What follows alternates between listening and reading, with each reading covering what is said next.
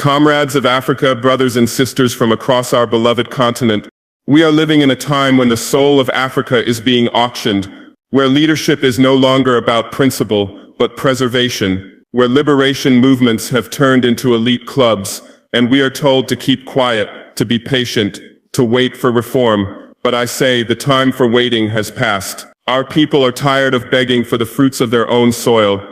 Look at South Africa, a land rich with struggle, a people who fought so fiercely for freedom. But what do we see today?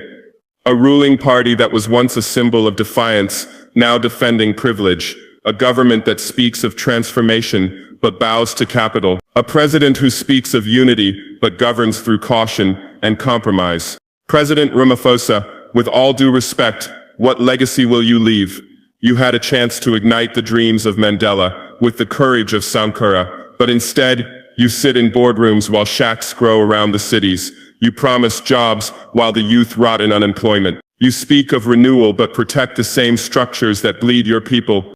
This is not leadership, this is management of decline. And so I say, Africa must choose. Do we continue to follow those who fear the discomfort of radical change, or do we chart a path that places the people first, not in slogans, but in action? The boldness we need is not reckless violence, but fearless justice, a willingness to break with the systems that keep us dependent, exploited, divided. I did not rise to power to wear medals or sit in air-conditioned offices. I came to remind our people that revolution is not a memory, it is a responsibility, that liberation is not a museum, it is a movement. Burkina Faso chose to rise, not because it was easy, but because we were dying slowly while waiting for permission to live. If Africa wants dignity, then Africa must be brave. It is time to stop admiring failure dressed in diplomacy. It is time to expose the truth, even when it is uncomfortable. The ANC of old would weep if it saw what the ANC of today has become, but it is not too late. Not for South Africa, not for the continent. The fire is still burning. Let us carry it forward, not just with speeches but with sacrifice, honesty, and the courage to break away from every master who ever told us we are not enough. Africa will rise, but only if we dare to rise with it. Leadership requires courage, not comfort. Leadership is not about maintaining one's image in the international press, nor is it about being praised by those who once colonized and enslaved our people. True leadership is about standing in the fire with your people when the world turns its back. It is about making decisions that may not be popular in Paris, Brussels, or Washington, but are right in Ouagadougou, Johannesburg, or Lagos. When I speak of courage, I do not mean bravado. I do not mean empty slogans shouted from podiums while policies remain unchanged. I speak of the kind of courage that risks everything to restore dignity to the African people. That kind of courage has become rare. Too many of our so-called leaders have exchanged their revolutionary convictions for boardroom privileges. They now prefer negotiations with mining corporations over negotiations with their own people. They prefer investor confidence to the confidence of the hungry mother in the village who still walks kilometers to find water. They sit in offices signing agreements that allow the extraction of our wealth, while our children sit in overcrowded classrooms or drop out altogether. Cyril Ramaphosa is not the only one, but he is the most symbolic because he leads a nation that once inspired the world. South Africa was the beating heart of resistance against apartheid. It was the flame of hope that reminded us that no matter how brutal a system, the people could overcome it. But look at what has happened now. The same party that once produced heroes like Chris Hani and Steve Biko now produces scandals, silence, and soft hands toward exploitation. Under Ramaphosa, the ANC has become more interested in managing inequality than eradicating it. There is no courage in that. There is fear of confronting the rich, fear of upsetting the West, fear of radical change. But I say this. If your leadership does not disturb the comfortable, it is not leadership. If your leadership only exists to maintain the peace of the wealthy while the poor suffer in silence, then you are not leading, you are managing the status quo. Africa does not need managers. Africa needs visionaries. We need men and women who are willing to be hated by the powerful if it means they can be loved by the people. We need leadership that takes risks, not for personal gain, but to free the continent from the systems that have held us in chains long after colonial flags came down. Leadership is sacrifice.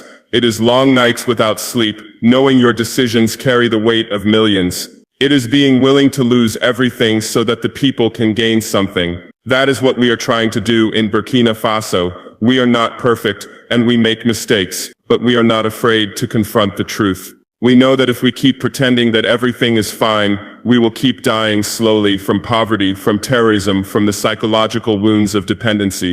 And this is what pains me most when I see what is happening in South Africa. You have the power, you have the institutions, the wealth, the history of struggle, yet you choose moderation. You choose gradual change while the mines are still owned by the same corporations. You speak of progress while millions remain in informal settlements, living in conditions no human being should endure. Where is the courage to challenge these conditions? Where is the fire that once burned in the ANC?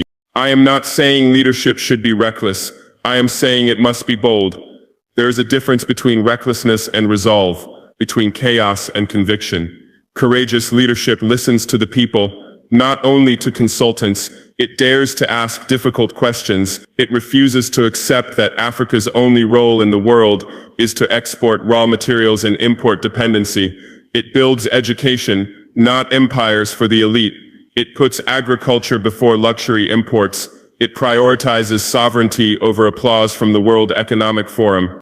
Many African leaders today wait for approval from outside before acting inside their own countries. They wait for development aid instead of developing themselves. They say they are being pragmatic, but I ask, what has this pragmatism delivered? Have we ended hunger? Have we ended youth unemployment? Have we ended foreign control of our resources? No. What it has delivered is more of the same: conferences, communiques, and continued suffering. That is not courage. That is cowardice, dressed in diplomacy. Africa needs to wake up. And for that to happen, its leaders must be the first to wake up. The people are ready. They have always been ready. They are the ones who rise at dawn to work the land. They are the ones who continue to believe, even after decades of betrayal. What they need now is not another campaign promise. They need leadership that walks beside them, eats with them, suffers with them, and fights for them. That is the leadership I believe in. That is the leadership we must demand across this continent.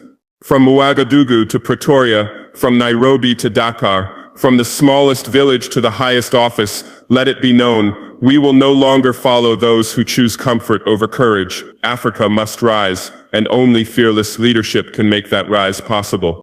The ANC has lost its revolutionary spirit. What was once a movement of the people has become an institution of the powerful. It has gone from resisting the apartheid regime to preserving the comfort of the post-apartheid elite. This is not a betrayal that happened overnight, and it is not the failure of one man alone. It is the slow erosion of principle by convenience, of radicalism by rhetoric, and of people's power by political careerism. The ANC that once dared to confront the most brutal system in modern history now struggles to confront the banks, the corporations, and the legacy of inequality that still poisons South Africa's soil. When we were young, we looked to South Africa with hope. We saw Mandela, Sisulu, Tambo, and Biko not as saints, but as symbols of what Africa could become. The struggle in the townships of Soweto, the resistance in the mines, the defiance of youth in the face of military oppression, all of it gave strength to movements across the continent. South Africa was not perfect, but it had a spirit, a fire. That fire was the belief that political freedom must be matched with economic freedom, that black liberation meant not just voting but owning the land, the means of production, and the future. But now I ask you, where is that fire? Where is the commitment to economic justice when land reform remains a promise buried in paperwork? Where is the spirit of equality when wealth remains in the hands of a few and black poverty continues to deepen? Where is the radical transformation when policies are designed to please foreign investors instead of liberating the youth from the chains of unemployment? Under Cyril Ramaphosa, we do not see the rebirth of a revolutionary movement. We see its funeral, attended by smiling men in suits, speaking of renewal while doing everything to avoid upsetting the established order. They talk of building consensus, but with whom? With the mining houses that have looted the earth, with the corporations that dictate the terms of national policy, with the consultants who design economic models that never touch the streets of Khayelitsha or the rural Eastern Cape. This is not what the people fought for. This is not what Chris Hani gave his life for. He spoke of the need for the working class to lead, for socialism to be the true destination of the struggle. He was not assassinated because he was polite. He was killed because he threatened the interests that still control South Africa today: white capital, multinational corporations, and the global financial system that thrives on black suffering. The ANC has forgotten this. It now walks hand in hand with the very forces it once condemned. Its leaders live behind walls while the people live behind broken promises. They campaign with struggle songs, but govern with neoliberal policies. They remember the past when it is convenient, but they betray it every time they sign away the country's wealth to foreign-owned companies. Let me be clear. I do not hate the ANC. I grieve for what it has become. I grieve for the comrades who died believing in a future that now feels further away than it did 30 years ago. I grieve for the mothers who believed that democracy would bring food to the table and dignity to their sons. I grieve for the youth who were told that education was the key, only to find the door still locked by inequality and corruption. We must speak honestly. There can be no revolution without truth. The ANC has become a machine for electoral survival, not a force for social transformation. Its leaders speak of national development plans and long-term visions while failing to address the immediate needs of the people. They defend institutions that do not serve the people. They compromise with those who offer nothing but further domination. And this is why I speak not just to South Africa, but to all of Africa. Do not worship movements. Do not assume that because a party once led a revolution, it will always serve the people. Revolutions are not inherited. They are renewed through struggle, through courage, through action. If we keep supporting leaders who have abandoned the people, we become complicit in our own oppression. I say this to the youth of South Africa. You do not owe blind loyalty to any party.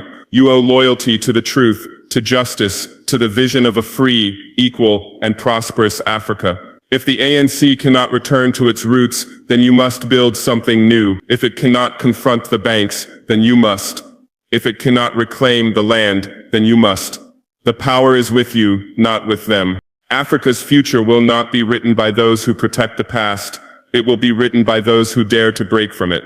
The ANC once showed us what was possible. Now it shows us what happens when movements become comfortable, when power is preserved instead of transformed. That is a lesson we must learn and never repeat. Let us not mourn the death of revolutionary spirit. Let us rekindle it. Let us build anew. Let us honor the struggle not with slogans, but with sacrifice, with service, and with the unshakable commitment to make real the promise of liberation. The struggle continues, and we must not let comfort be the coffin in which revolution is buried. Youth and the poor have been betrayed. This is not an accusation made lightly. It is a truth that echoes from the dusty streets of our townships to the forgotten corners of our rural villages.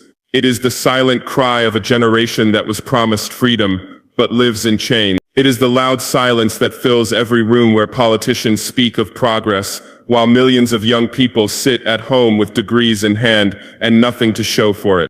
In South Africa, as in much of Africa, youth are told they are the future. They are praised in speeches, held up as symbols of hope, and courted during elections. But once the votes are counted, they are discarded like pamphlets. Their energy is not harnessed, it is ignored. Their talent is not cultivated, it is wasted. And their desperation is not addressed, it is criminalized. This is the greatest betrayal, that after centuries of colonialism, decades of apartheid, and years of promised transformation, the majority of young black South Africans remain on the margins of the economy. They watch as the children of the rich attend the best schools, access the best jobs, and inherit the best opportunities. They are told to work hard, but they are not given work. They are told to dream, but are never handed the tools to build those dreams. How can a young man believe in democracy when he has never tasted its fruits? How can a young woman believe in freedom when her stomach is empty and her future uncertain? We cannot speak of revolution if we do not place the youth at the center. We cannot speak of justice while the working class struggles to survive. The government speaks of reducing unemployment, but their solutions are crafted in boardrooms, not in the streets where the unemployed gather. They design policies based on numbers, not on lives. They do not ask the youth what they need. They tell them what they can't have. Under President Ramaphosa, the betrayal has deepened. There was hope that with his rise would come renewal, that he would tackle corruption, invest in education, and fight for the poor. But what has come instead is delay, excuses, and empty gestures. The rich are still rich, the poor are still poor, and the youth, who should be building the nation, are instead building nothing because they have been locked out. Look at the townships, look at the informal settlements. These are not statistics. These are communities full of potential that has been abandoned. Children walk long distances to under-resourced schools. Young people graduate with qualifications, but no opportunities. Parents sacrifice everything, only to watch their children fall into despair. This is not freedom. This is not transformation. This is a managed decline disguised as stability. Leadership must ask itself, who is it serving? Because from what we see, it is not serving the people. It is serving the markets. It is serving the old colonial economic model, where Africa provides cheap labor, raw materials, and silent obedience. And when the youth reject that silence, when they rise in protest, they are met not with understanding, but with rubber bullets. When workers demand dignity, they are labeled troublemakers. When the poor demand justice, they are told to wait. But we know that every delay is a death sentence. Every postponement of action is another young life wasted. And I say this to all leaders who think they can ignore the cries of the youth. You are mistaken, because the anger is rising. The betrayal is not forgotten. This generation is watching, and soon they will act, not out of hatred, but out of necessity. They will not wait for you to hand them the future. They will take it. That is why we must choose a different path. A path where education is not just a right in law, but a reality in life, where vocational training, digital literacy, and entrepreneurship are prioritized, not as slogans, but as daily investments. A path where land reform is not just discussed in parliament, but implemented in practice. A path where the informal economy is embraced and supported, not harassed and overregulated. The poor do not ask for miracles, they ask for fairness, for a chance to live with dignity, to work, to learn, to feed their families, to be heard. The youth do not demand perfection. They demand opportunity, and it is our duty as leaders not to lecture them, not to pacify them, but to serve them. Africa cannot rise while its young are unemployed.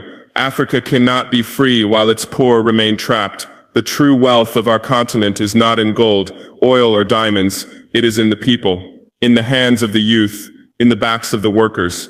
If we continue to waste them, we waste our future. Let us stop pretending that things are working.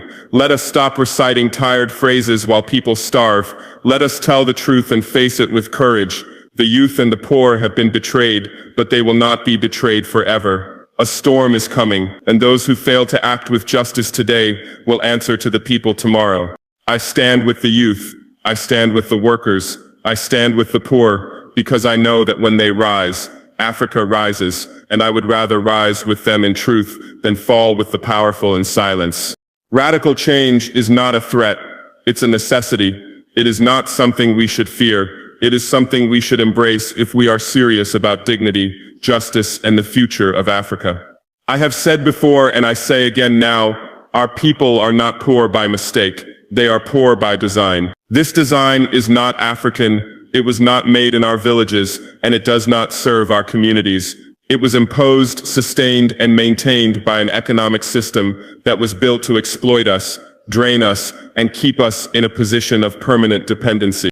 Those who say Africa must be careful with radical ideas are not speaking for the people, they are speaking for the status quo. They fear losing the comfort they have secured at the expense of millions. They use the word stability to defend a system that has been stable only for the elites, while the majority of our people live with hunger, insecurity, and hopelessness. They tell us to move slowly, to wait for the market, to attract investment, but we have waited.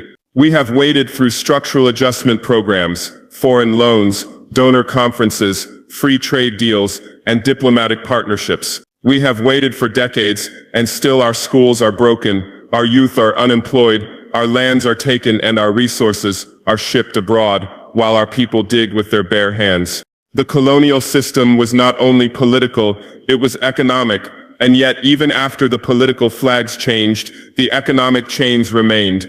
That is why, when I speak of revolution, I speak not of chaos, but of correction. The correction of an inherited system that still treats Africa as a supplier of raw materials and a consumer of foreign goods. The correction of a development model that puts profit before people, mining before education, and foreign investment before national sovereignty. Look at who owns the land. Look at who controls the banks, the mines, the energy. In too many of our countries, these are not African hands, and even where Africans hold titles, the systems they operate in are structured by foreign rules, foreign capital, and foreign interests. You cannot decolonize a society by changing flags while leaving the economy untouched. You cannot empower a people by teaching them to compete in a rigged game.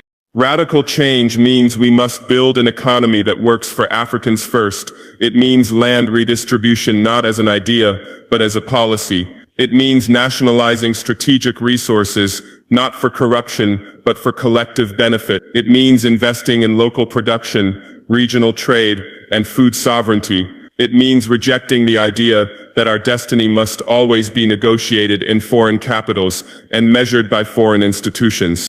This is not extremism. What is extreme is the current system that allows billions to be made from African soil while African children starve.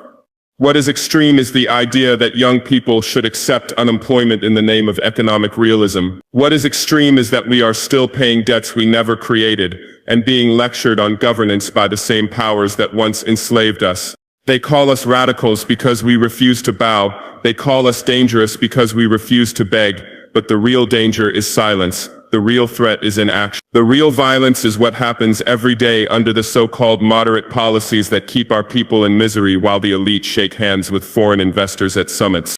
And let us be clear, radical change is not about anger alone. It is about rebuilding.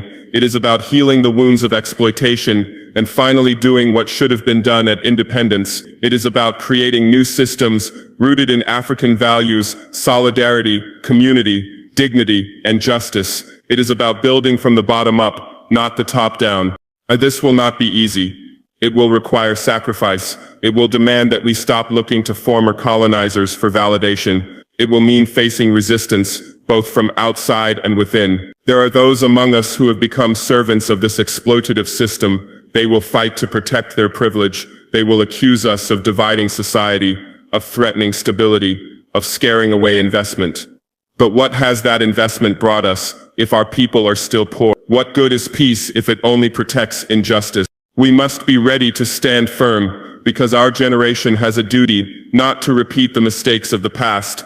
We cannot pass on this broken model to the next generation and call it development. We must change it, and we must do so now. The time for small reforms has passed.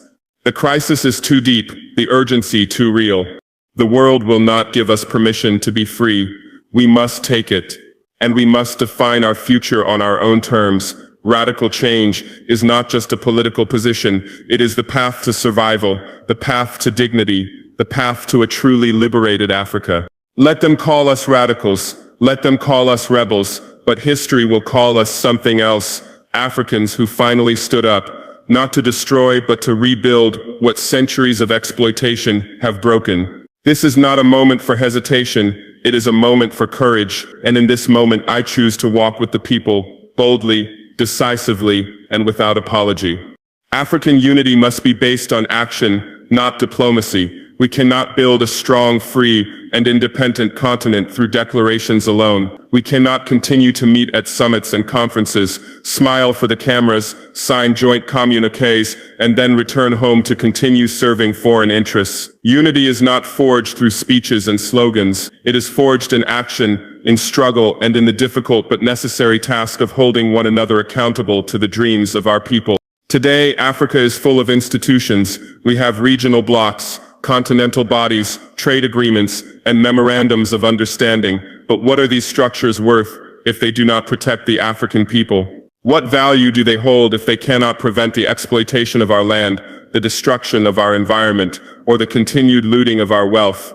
What is the purpose of unity if it is used to protect corrupt governments instead of confronting them? What is the use of brotherhood between leaders who refuse to speak the truth to one another? We must move beyond this performance of unity and build something real. Real unity is built when one nation's fight for sovereignty is every nation's fight. Real unity is when the people of Niger, of Mali, of the DRC, of Zimbabwe, of South Africa, and Burkina Faso see their destinies as intertwined, not in words, but in action. Real unity means that when one country rises against imperialism, the others do not distance themselves for fear of upsetting their sponsors.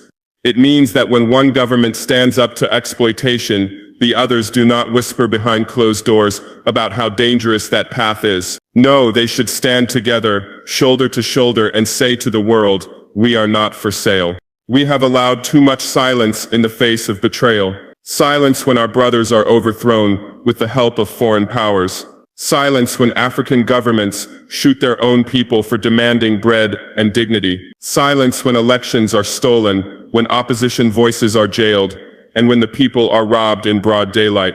That is not unity, that is complicity, that is cowardice dressed in diplomatic language. We must stop protecting each other's failures in the name of Pan-Africanism. Pan-Africanism was never meant to shield the corrupt. It was meant to unite the oppressed. It was a call to arms, a shared dream of liberation. But now too many leaders invoke it, cover their own weakness, to avoid being questioned by their peers, to continue making deals that enrich the few while the majority suffer. If we are serious about African unity, then let us prove it. Let us unite to build our own military industries, so we are no longer dependent on the same countries that destabilize us. Let us unite to fund our own development banks, our own satellite programs, our own regional manufacturing. Let us unite to educate our youth with African values, African languages, and African priorities. Let us unite to protect each other's revolutions, not isolate them. When a people decide to take back their land, we should not fear for our economies. We should ask how we can support that courage. I am not interested in shaking hands with presidents who refuse to face the truth. I am not interested in being accepted into clubs where the price of entry is silence. I am not here to be liked. I am here to speak for the people who are tired of waiting, tired of pretending, tired of seeing the same old system continue under new African faces. What is the point of independence if we must still ask for permission to stand? Unity must mean mutual responsibility. When a leader fails his people, we should not remain quiet just because he is African. We must remind him of the duty he has taken. We must remind him that power is not for privilege, but for service. If our unity cannot include truth, then it is a fragile unity. If it cannot confront injustice among our own ranks, then it is hypocrisy.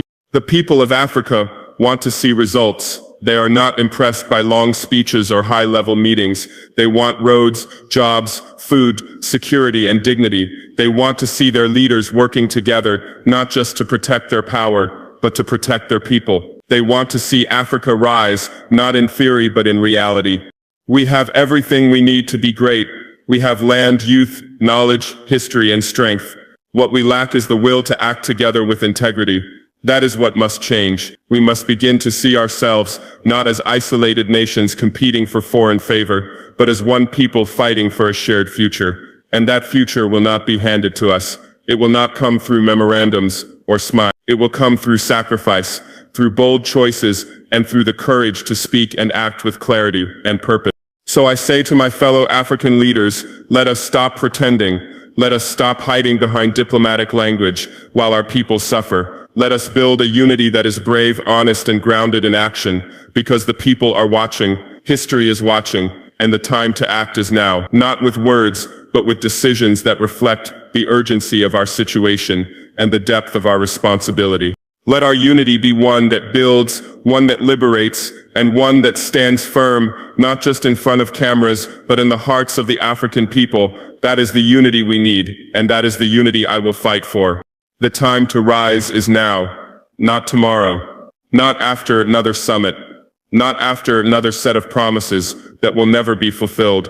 Africa has waited too long. We have tolerated lies, tolerated theft, tolerated humiliation, and we have called it patience. But what has this patience brought us? It has brought us broken schools, empty stomachs, stolen resources, and leaders who are more accountable to foreign banks than to their own people. We have delayed for too long. We have been told to wait for growth, for investment, for development, and all the while our land is taken, our youth are wasted, and our hopes are buried beneath speeches. The time for excuses is over. It is time to rise, not with rage alone, but with clarity, with organization, and with a burning love for our people. There is no savior coming. No outsider will deliver us. No amount of aid, no international partnership, no clever economic trick will restore our dignity. We must do it ourselves. And for that, we must return to the values that gave birth to our first victories. We must remember what it means to struggle with honesty. We must remember what it means to serve without stealing. We must remember that leadership is a duty, not a business, that politics is not a path to personal wealth, but a responsibility to lift the people from suffering. Today, too many of our leaders have become comfortable in the halls of power. They have forgotten the pain of the streets, the hunger of the poor, the cries of the youth. They speak of progress, but they live in palaces surrounded by security, while the people live in fear. They manage problems instead of solving them. They blame the past while repeating its mistakes, and they ask the people to stay calm while they protect a system that benefits the few. But the people are not blind. They see the contradictions. They see how the elite send their children abroad while telling the poor to believe in broken local schools. They see how contracts are awarded to cronies while communities have no clean water. They see how wealth is extracted from under their feet, yet they remain barefoot. And they are asking, how long must we wait? The answer is, no longer. We must rise, not with chaos, but with purpose, not to destroy, but to rebuild. We must rise by organizing ourselves from the ground up. Grassroots empowerment is the foundation of real change. It is the Korore in the village who refuses to be exploited. It is the young woman who refuses to be silenced. It is the student who questions the system. It is the worker who demands justice. These are the real revolutionaries, not the ones with titles, but the ones with courage. And we must stop placing all hope in presidents, parties, or politicians. We must place our hope in the people, in their wisdom, their strength, their resilience. Change will come when communities reclaim their power, when neighborhoods become political schools, when the oppressed organize not to protest for a day, but to build for a lifetime. I have said before, and I say again, I am not here to be liked. I am here to speak the truth, and the truth is that many African leaders are standing in the way of Africa's rise. They are not enemies in name, but they are enemies in practice, because anyone who delays the liberation of the people, knowingly or by cowardice, is on the wrong side of history. Anyone who uses their position to enrich themselves while the people suffer is a traitor to the cause of Pan-Africanism. It is time for a new generation of leadership, not based on age, but on vision. Leadership that tells the truth, that listens to the people, that sacrifices personal gain for collective progress. We do not need perfect leaders. We need honest ones. We need those who admit when they fail, but never stop trying. We need those who walk among the people, not those who rule above them. This is the moment. Africa is not weak. We are strong, but we must believe in ourselves. We must trust that we can govern ourselves with dignity, manage our resources with integrity, and solve our problems with unity. The world will respect Africa when Africa respects itself, and that respect begins with action. If you are a youth, organize. If you are a worker, resist injustice. If you are a farmer, protect your land. If you are a leader, serve or step aside. If you are poor, know that your dignity does not depend on your wealth. It depends on your truth, your courage, and your will to rise. We cannot wait for permission. We must not ask for freedom. We must take it, and we must protect it with the same spirit that drove our ancestors to break the chains of colonialism. We owe it to them, and more importantly, we owe it to the generations that come after us. The time to rise is now, not for applause, not for fame, but for justice, for dignity, for Africa.